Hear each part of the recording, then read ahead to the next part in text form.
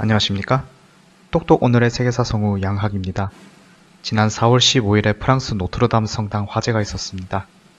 이러한 안타까운 사건이 다시는 발생하지 않기를 바라며 외전 형식으로 이번 영상을 준비했습니다. 세계에는 강을 끼고 발달한 대도시가 많습니다. 테베레 강이 흐르는 로마, 템스 강이 흐르는 런던, 허드슨 강이 흐르는 뉴욕, 한강이 흐르는 대한민국 수도 서울, 그리고 센강이 흐르는 파리입니다. 파리를 여행할 시간이 하루밖에 없다면 시태섬에 가라는 말이 있듯이 이곳은 파리의 기원이었고 현재도 전국 도로의 기준점인 뿌앙제로가 있는 프랑스의 중심지죠. 한강의 여의도처럼 센강의 가운데에 있는 시태섬에는 기원전부터 골로아족의 일파인 파리시 부족이 살고 있었습니다. 여기서 골로아와 발음이 비슷한 수탁, 갈루스는 프랑스의 상징이 되었고 부족의 이름 파리시는 도시의 어원이 되었죠. 기원전 51년 로마의 카이사르가 이 지역을 정복했습니다. 그리고는 그 섬에 습지라는 뜻의 루테시아라는 도시를 세우고 갈리아 전기를 써서 기록을 남겼습니다. 당시 로마는 그리스 올림푸스에서 전해진 신을 기반으로 하는 다신교 국가였습니다. 이 기질 때문인지 시태섬 동쪽에는 제우스를 위한, 몽마르트르에는 헤르메스를 위한 신전을 세웠죠. 이후에 500여 년간 로마의 속주가 된 갈리아 지방은 로마가 동서로 나뉘면서 힘을 잃자 게르만족의 일파였던 프랑크족의 지배를 받게 됩니다. 프랑스 최초의 왕조인 메로빙거 왕조를 개창한 클로비스 왕은 로마화된 갈리아를 통치하고자 가톨릭으로 개종하고 시태섬을 왕국의 수도로 삼았습니다. 그렇게 시태섬은 종교와 정치의 중심지가 되었고 제우스의 신전을 허문 자리에는 성당을 세우게 되죠. 1160년 파리의 주교는 제우스의 신전을 허문 자리에 성당을 신축하는 것을 제의했습니다. 그리고 1163년에 교황 알렉산데르 3세가 기공했습니다만 대공사였죠. 무려 182년 후인 1345년에야 완공합니다. 성당의 정식 명칭은 카테드랄 노트르담 드 파리입니다. 노트르는 우리의 라는 뜻인 소유 형용사, 담은 레이디처럼 여성을 존칭하는 표현으로 가톨릭에서 성모 마리아를 이르는 말이죠. 프랑스에는 파리뿐 아니라 마르세유, 스트라스부르, 디종 등 여러 지역에 노트르담이라는 이름이 붙은 성당이 많은데 그 중에서도 단연 대표적인 성당은 파리에 있는 노트르담 성당입니다. 성당의 건축 양식을 짧게 언급하자면 이전까지의 성당은 엄숙하고 장중하면서도 다소 어두운 수평적인 느낌의 로마네스크 양식이었습니다. 그러나 고딕 양식이 유행하면서 높이 솟은 첨탑과 스테인드 글라스를 이용한 채광이 등장했죠. 오늘의 주인공인 노트르담 성당이 프랑스 고딕 건축의 정수라고 평가받고 있습니다. 우리나라에서도 명동성당과 경희대학교 명예의 전당이 고딕 양식 건물이죠.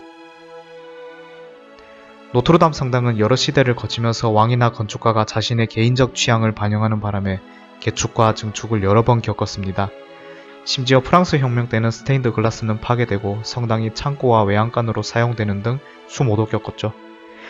그러다가 1831년 어느 날 초라하게 된 성당을 방문한 한 청년이 성당의 벽 한편에 깊이 새겨진 단어를 발견합니다. 아나키아, 그리스어로 숙명이라는 뜻입니다. 그 청년은 성당을 되살리려는 마음에 집에 틀어박혀서 글을 쓰기 시작했고 6개월 후 성당 이름을 그대로 따서 노트르담 드 파리라는 제목으로 소설을 탈고했습니다. 그 청년의 이름은 빅토르 위고였습니다. 오늘날에는 뮤지컬 또는 디즈니 애니메이션인 노트르담의 꼽츠로도 잘 알려진 그 소설은 크게 인기를 끌었습니다. 혁명의 광기에 휩쓸려서 처참해진 성당을 헐어버리자는 여론도 있었습니다. 그러나 1804년에 나폴레옹이 황제 대관식을 치른 곳, 그리고 1831년에 발표하여 인기를 끈 소설 노트르담 드 파리의 배경이 되는 곳, 노트르담 성당은 1845년부터 대대적으로 복원됩니다. 복원 작업을 맡은 외젠 비올레 르 딕은 반교권적, 혁명적, 낭만주의적인 건축가였습니다. 어떻게 보면 복원보다는 재건축에 어울리는 인물이었죠. 그는 첨탑과 기둥의 장식, 가구일 같은 괴물 석상 등 가짜 중세 석조물을 만들어 성당을 재창조합니다. 이러한 복원이라는 개념을 스스로를 순수주의자라고 믿은 영국의 비평가 존 러스킨은 원본을 배반하는 짓, 되돌릴 수 없는 파괴라고 비난했습니다. 그런데 그러한 복원 수준을 넘어서 비올레 르딕이 인위적으로 재창조한 석조물과 건축물은 아이러니하게도 오늘날에는 관광객이 에펠탑이나 루브르 박물관보다 노트르담 성당으로 발길을 더 끌게 하는 요인이 됩니다. 소설 노트르담 드 파리에서 사제로서의 소명과 인간으로서의 욕망 사이에서 갈등하는 클로드 프롤로는 책을 읽다가 문득 성당을 보며 세시 뚜에라 세라 라고 말합니다. 이것은 영어로 This will kill that 이라는 뜻인데요. 아시아의 사찰 벽화가 그렇듯이 중세 유럽의 성당에 있는 벽화 혹은 스테인드 글라스에 있는 그림은 글을 모르는 평민에게 성경 대신에 신의 메시지를 전달하는 거대한 텍스트였습니다.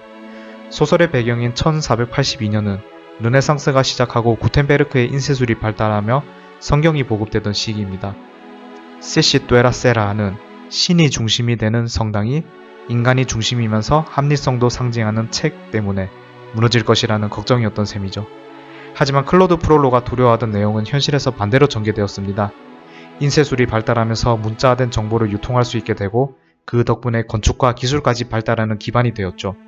그래서 더 많은 세계인이 종교 건축물을 보고 감동도 할 수 있게 되었습니다.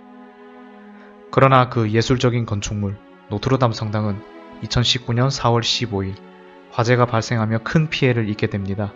사실 성당을 지을 때 사용한 돌은 대부분 새 것이며 조각상이나 스테인드 글라스는 복제품 또는 대체품입니다. 하지만 그렇다고 해서 노트르담 성당이 인간에게 주는 감동이 없어지지는 않겠죠. 노트르담 성당의 영원성을 부여한 빅토르 위고는 이렇게 말했습니다. 시간이 건축가다. 우리는 지금까지 그랬듯이 기나긴 시간이 새로이 조각할 성당의 모습을 기다릴 것입니다.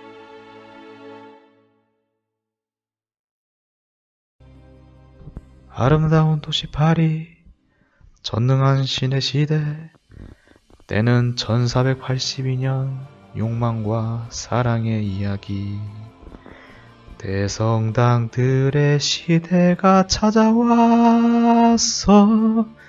이제 세상은 새로운 천년을 맞지. 하늘 끝에 닿고 싶은 인간은 유리와 돌 위에 그들의 역사를 쓰지. 돌 위엔 돌들이 쌓이고 하루 또 100년이 흐르고 대성당들의 시대가 무너지네. 이미 예정되어 있지. 그건 2000년이라고.